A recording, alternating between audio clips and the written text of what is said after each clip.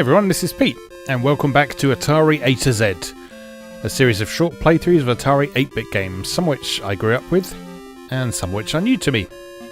Today is one of the former. This is the Last Starfighter by Atari. This is a game that actually never got released, not in its original form anyway.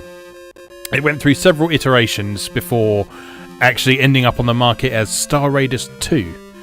It was originally a game called Orbiter, but then this was revamped into a Last Starfighter spin-off game to go alongside with the movie. But development and various other factors meant that it took so long to actually get out that Atari decided to rebrand it as Star Raiders. So they removed all the Last Starfighter references, tweaked a few things about the actual gameplay, and released it as Star Raiders 2, initially on floppy disk and subsequently on cartridge. So, let's take a look at this. This is actually one of my favourite games from growing up, so we'll jump in and have a look. We'll just go on the lowest difficulty level for the minute, just so I get a chance to see, or rather to show you pretty much everything that's going on in the game. So, we launch with a spectacular cutscene, and we're straight into combat against the Kodan Armada. So there are several distinct phases to this game, if you like. We have ship-to-ship fighter combat like this, which involves moving left and right, forwards and backwards, and attempting to shoot down these little red ships that corkscrew and loop and barrel roll and all sorts all over the place. And you've got these forward-firing lasers to deal with them. And so generally speaking, you have to sort of lead them. Then you can hit the spacebar and you can go out into the galaxy map and see what's going on. If there is a squadron attacking the frontier, you can just blast them there like that and prevent them from getting through. That's pretty simple. If there is a squadron that's actually got through, you need to go and take them on before they start attacking one of your planets. And that leads to a space encounter like this. So you start by shooting down a bunch of fighters, which works much the same way as it did on the planets, only there's no fancy 3D planet at the bottom of the screen.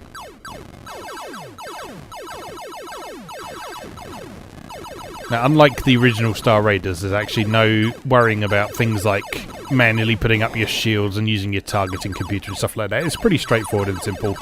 You just move and shoot, pretty much. You do have a few things to bear in mind, though. You'll notice a lot of the instrument panel is just for show, but there are a few things you need to bear in mind. The main thing is that large energy bar on the left-hand side. So that gradually depletes as you get hit and as you fire your weapon, so you need to manage that quite carefully.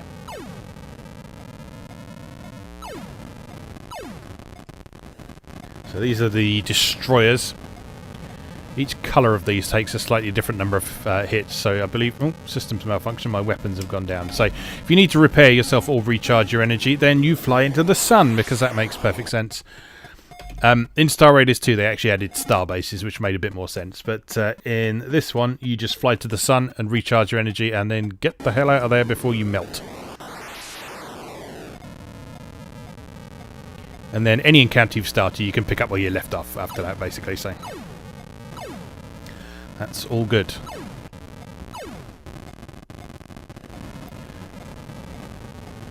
So the blue ships take, I believe, 2 hits. Green ships take a bit more, and these red ones, these are the toughest ones. They take the most hits to actually take down. So they are probably the second most dangerous thing in the game. We may well encounter the most dangerous thing in the game at some point, depending on how things go. But we'll see. Okay, so that squadron's all dealt with now. Let's go and recharge quickly.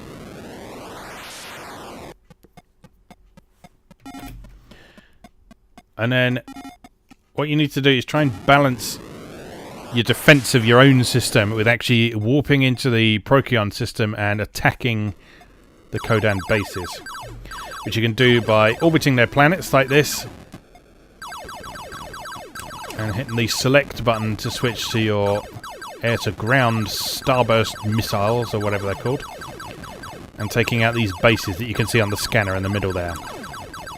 And in the meantime, you're being harassed by fighters, so you can hit the select button to switch back to your lasers and take them down if you want to as well.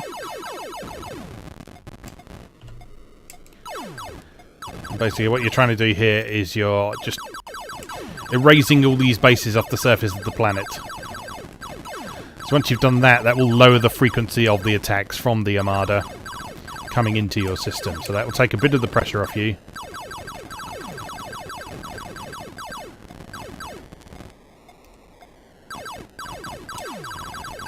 And so the main thing you need to be doing in this game is sort of balancing your time between going on the offense like we're doing here and making sure that your system isn't getting overrun. So we got a systems malfunction at the minute. Not sure what it is at the moment, but I'm sure we'll figure it out in a moment. You'll also notice the gauge on the left-hand side as well, just under the energy bar. We've actually got a limited number of those bombs as well, so you have to go and replenish those again by flying into the sun. So, right, we've dealt with that planet pretty much, so we'll head back to our home system and just make sure nothing disastrous is going on. Right, so the barrier's under attack over here, so we can deal with that pretty quickly. That's easy to deal with because the ship is too busy attacking the barrier to actually shoot back at you. So as long as you get there quick enough, you can just fire at them, and that's all good. Right, Allied City destroyed. So they are on a planet somewhere. So we need to find out where they are. You can do that by pointing at the planet with your scanner here. So we can see there's 3 destroyers and 9 fighters on this planet. So we need to get there and sort them out.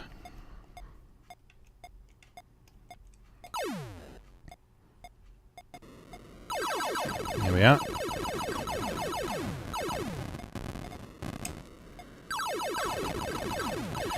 I love this game for a bunch of reasons growing up. I'm not entirely sure why, but I always think I actually liked it better than what ended up being Star Raiders 2. Star Raiders 2 didn't change a lot about what was going on in this game, but I always felt like it changed just enough to make it not quite as fun for some reason. It's hard to pin down why. But I always really liked the graphics in this. They really impressed me. I've said in the previous video about Encounter how much I liked games that unfolded from a first-person cockpit view, and obviously we've got a really cool cockpit in this one. Most of which is completely pointless and irrelevant, but it's still pretty cool. And just the atmosphere and effects of this game are great. So like your ship is always making noises, so you've always got that engine noise in the background, you've got the beeping of your computer and the radar and stuff like that. The laser sounds are really cool.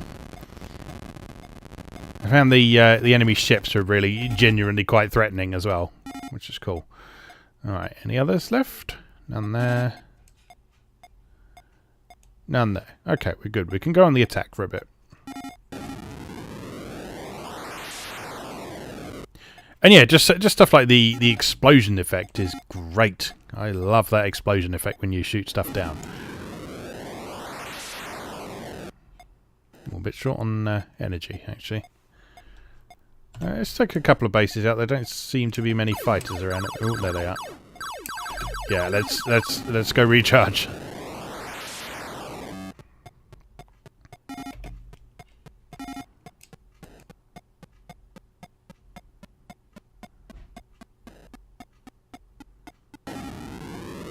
There we go. So some of the changes that Star Raiders made, as I say, it added some star bases so that you could go and recharge and get repaired there instead of having to fly into the sun. You could still fly to the sun to recharge, but you recharged a lot quicker, and thus it was a lot easier to accidentally melt yourself and reach a somewhat premature end to your space adventure. They also took out things like the ships blasting through the barrier and that sort of thing, so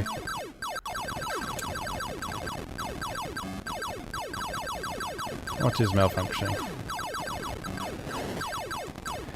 The actual malfunctions that you have, they affect how the game plays in several ways. So for example, if your communication system goes down, then that means the galaxy map doesn't update accurately. Or if your scanners are damaged, then obviously the big radar screen in the middle doesn't work properly. Right, let's head back, recharge, and deal with the attacks.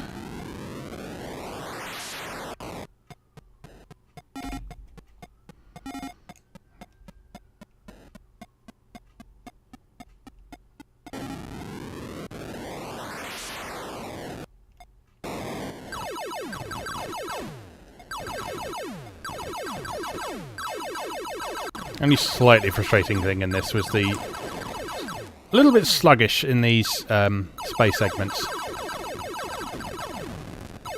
And Star Raiders kind of removed that feel somewhat by, rather than having that static starfield in the background, it had a more sort of 3D starfield effect. But then that brought its own considerations of it was a little bit more difficult to see which direction you're actually moving with that. So, you know, they each have their pros and cons. It's worth playing them both to compare how they came out. And as I say, this version here, the Last Starfighter, actually never saw a commercial release. So it's an interesting curiosity from that perspective, if nothing else.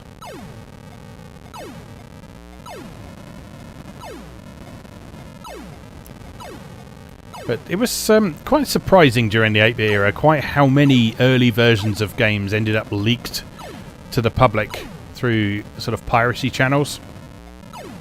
So I know a lot of the games that I grew up with, we had very few original copies of games, and this wasn't at all an unusual situation for people with home computers, whether it was Atari 8-bit, Commodore 64 or Spectrum. My father and my brother attended a local computer club, it was called, when it was really just an excuse for a bunch of people to get together, copy a bunch of discs, and yeah, pirate games. But a lot of things that came out of that computer club were some of these early prototype versions, things like the Last Starfighter, things like the early version of Rescue on Fractalus called Behind Jaggy Lines, and such like. So yeah, it was a really interesting opportunity to get a look into the inner workings of game development and how that all went on. I mean, we still get leaks of certain things on the internet today, but things are much more tightly controlled, both by PR companies and sort of legal considerations. So we're a lot less likely to end up playing an early version of something than we were back in the day. Unless, as we've seen in a few cases, when the original developer actually decides to release that early version out to the public, will provide some sort of patched, enhanced version. I think the most recent example of that I've seen was with Sonic 3D Blast, or Sonic 3D Flicky's Island if you prefer, when one of the developers actually went back and did a patch for the game.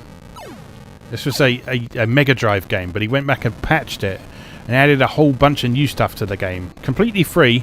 So if you've got either an original cartridge or a ROM file of that lying around, then you can just apply this patch to it and get all sorts of extra cool stuff in Sonic 3D. Time to recharge. Now, as you can imagine, this gets quite intense on the higher difficulty levels, because there's so much going on that you need to pay attention to and respond to as quickly as possible. Uh-oh, they broken through.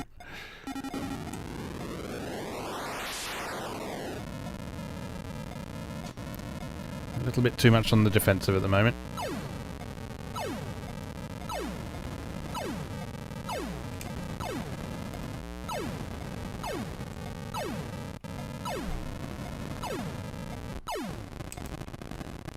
Need to go and be proactive, I think, after we deal with this squadron, and then just mop up the remaining enemies afterwards.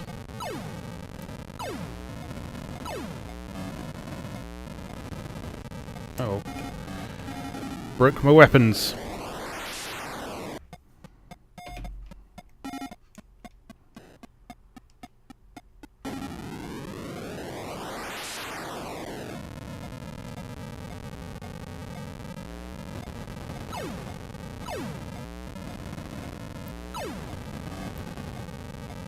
Oh, God. Not taking out my weapons. I need those to shoot you with.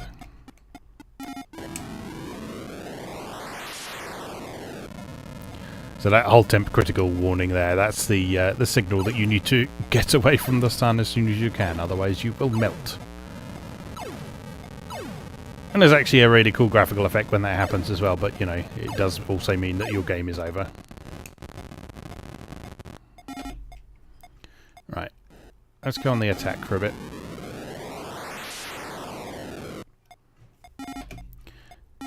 So we've done that one. Just this one to do, I think, then. And then we just have to clean them up and we're done. So let's prioritise taking out their cities.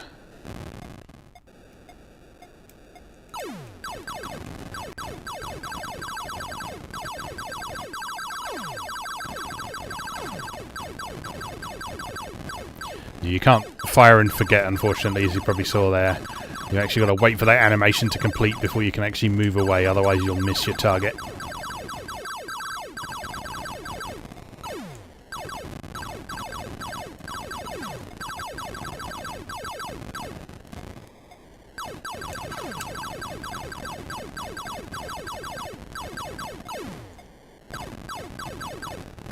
Alright, nearly there. Make it before our energy runs out.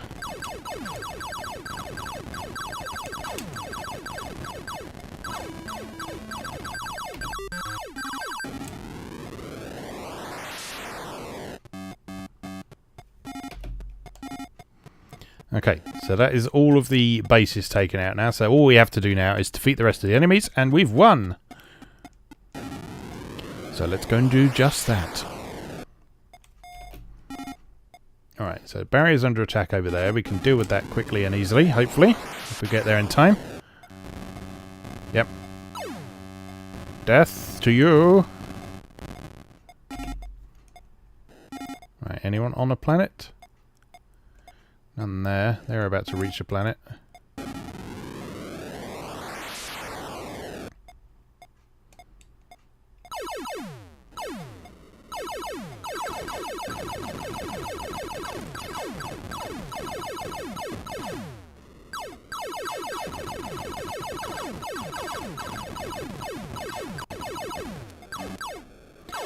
So, as I was saying before, I don't think I actually finished my explanation. The gauges sort of just to the left of centre, that is your laser temperature.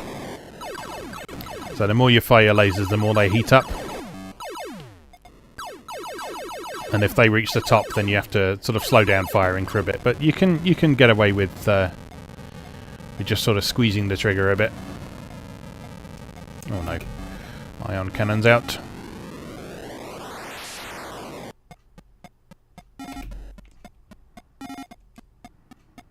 Always at the least convenient moment. Right, so they've reached the planet, but you'll notice that your progress in attacking that squadron is sort of persistent even when they've got over the planet. So if you've dealt with most of them, then you're all good.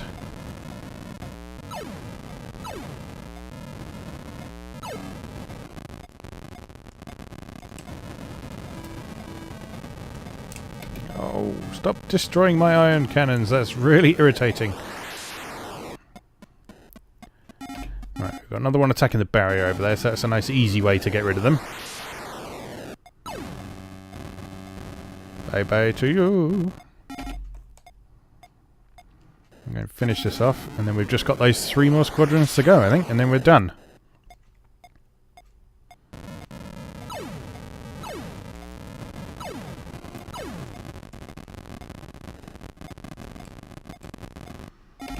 Alright, clear. 4 more squadrons then. Okay, they're going to be attacking the barrier in a moment. So I guess, in theory, you're not going to come? You're just going to sit there and wait. Because that would be far too easy, wouldn't it? If you just went and picked them off while they were attacking the barrier.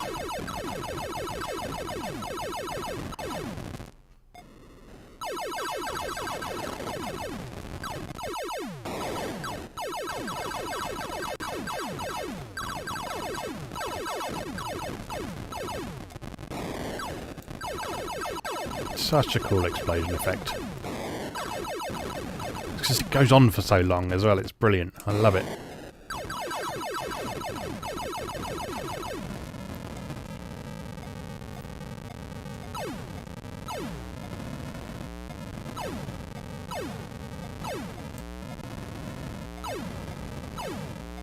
And I just love the little touches on the cockpit interface, like the sort of speaker over on the right hand side.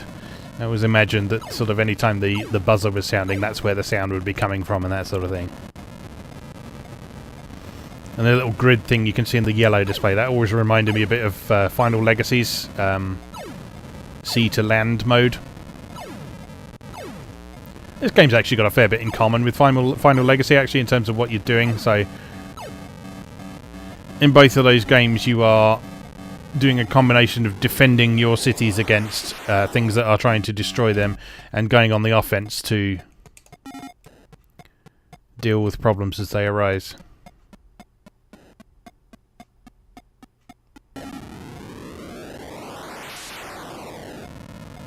Okay, nearly done.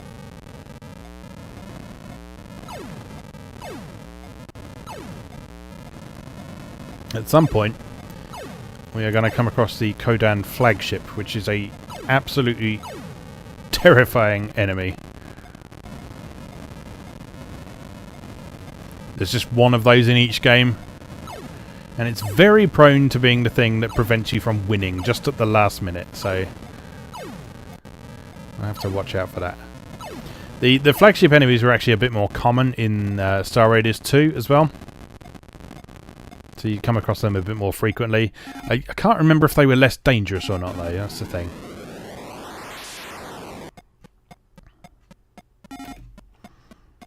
Okay, 3 more to go, and they're in no hurry to try and break through the barrier, so they're going to make me come and pick them off.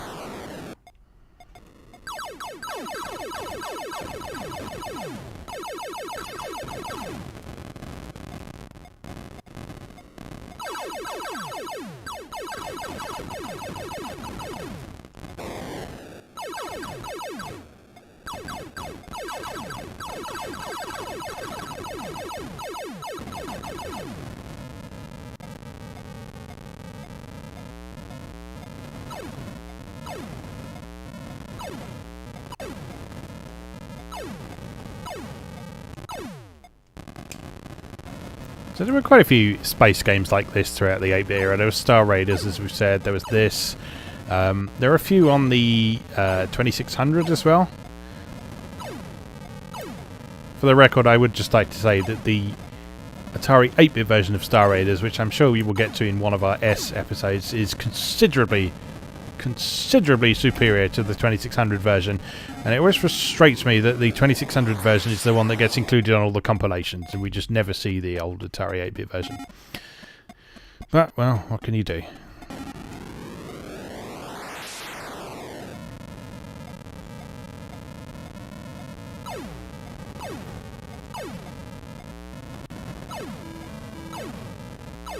Barrier under attack. That sounds like easy destruction to me.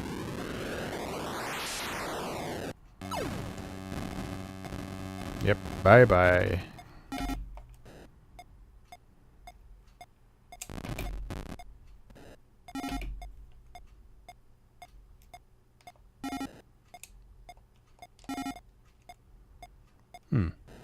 They claim to still be there. Oh no, there we go. We're all good.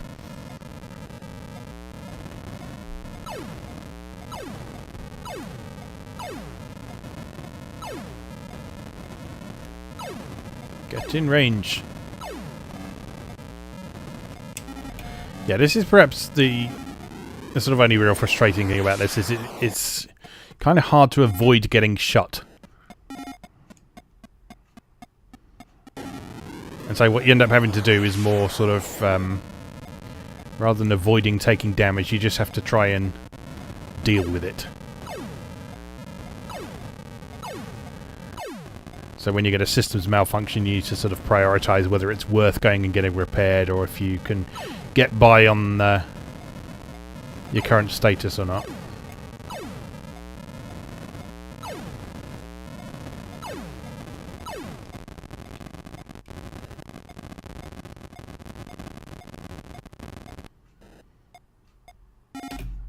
Alright, done. So we're making surprisingly little headway on these enemies. I'm sure they seem to keep coming through. But I've definitely taken out all their bases, so there shouldn't be any more after this, assuming this is the last batch.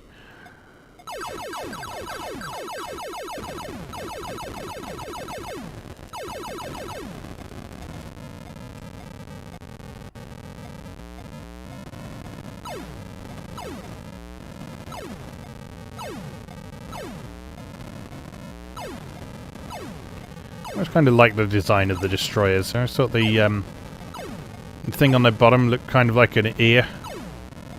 Not sure why.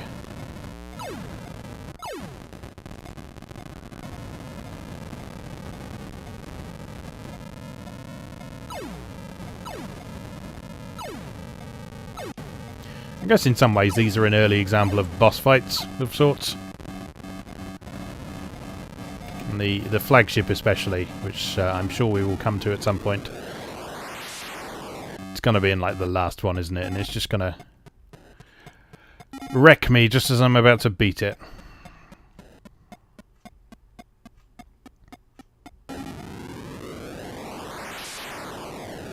always like the random little bits of additional information you got on the galaxy map screen as well, so it would sort of give you a bit of information about the planet and the type of star system it was and that kind of thing. It kind of lent it a bit more of an authentic sci-fi feeling to the experience. And at the time I was playing this, I was very much into sort of traditional sci-fi, Star Wars, Star Trek, that kind of thing. So it was cool to have a game that let me engage with that kind of experience and aesthetic. Okay, we done? You're done. 2 more.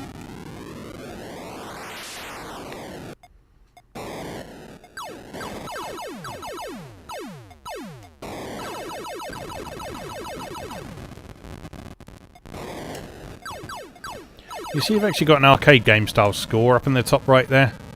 Kind of odd, really, when you think about it, because this is the kind of game where you'd actually end up with a higher score if you took longer over your play session, because you'd have more enemies to defeat. Whereas if you're being super efficient and getting things out of the way quickly, you'd end up with a lower score, which is kind of odd, but you know. This was still the era where a lot of developers felt they had to include a score in games even if they didn't really need them, so... And like this even applies to console games as well, so if you sort of look at early Nintendo stuff like Super Mario Brothers didn't need a score. It wasn't really relevant to what you were doing, but it still had one anyway. Because in the case of those games, your measurement of progress was less through your score and more through your actual progress in the game as such. And the same's kind of true here. So how well you're doing in this is really measured by sort of how many cities you have left at the end of the game. And yes, it is really bugging me that one of them got destroyed, so I've got a odd number of cities left, but you know, what can you do? This is war. War isn't fair.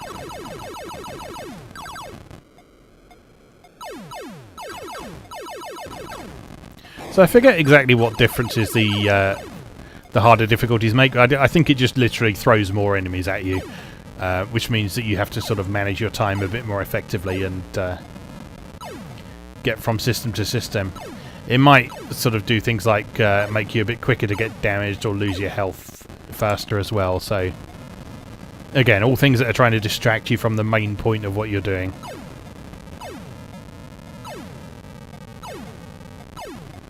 Die! My flagship. I'm surprised. Maybe that doesn't appear in the low difficulty levels. Either that, or it's going to come along and try and wreck me as the last thing that we do here. We shall see in a moment, I guess. Oh no, we've done it. There we go. So that is The Last Starfighter by Atari. When you notice you do get a big bonus at the end for completing it. I wonder if that's based on how many cities you had left or anything. Anyway, that's that game. Well worth checking out, even if you're a fan of Star Raiders, probably especially if you're a fan of Star Raiders 2, just to see how that developed over time. Right, hope you enjoyed that. Thank you very much for watching, and I'll see you again next time.